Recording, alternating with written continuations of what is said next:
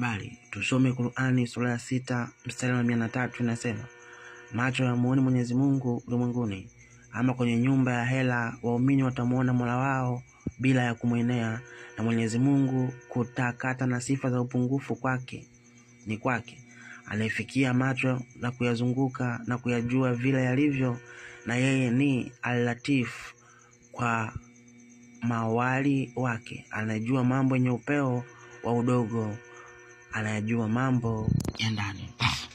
Ukisoma sura hii inatuonyesha kwamba siku ya kiyama waumini wa Kiislamu watamuona Mungu wao. Ukisoma hadithi kutoka kitabu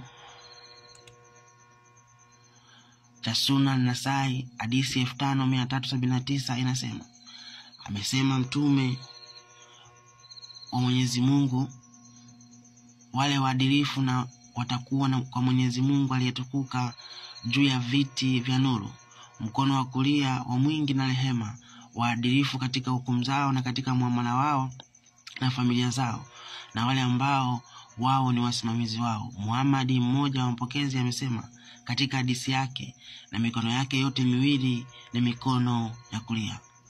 Kwa hiyo waumini wa Kiislamu watamuona Mola wao siku hiyo akiwa na mikono miwili, tena yote iko upande wa kulia.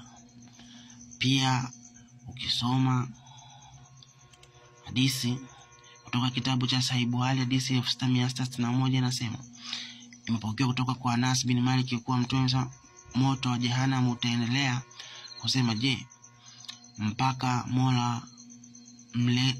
Mola mlezi wa uweza na heshima atakapoweka mguu wake juu yake, na itasema inatosha, inatosha.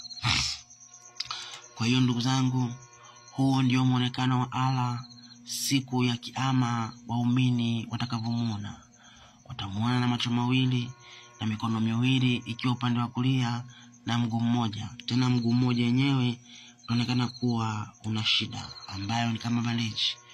Ukisoma hadithi ya Mishkat al-Masabia, hadithi 5485 inasema pia kuaminisha mguu bandi Daudi alisambaza.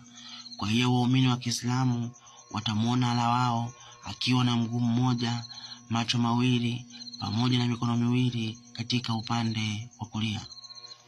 Kama huyu ndiye Mungu mnayemwabudu, basi rehema iwe juu yenu, na Mungu wa kweli awabariki.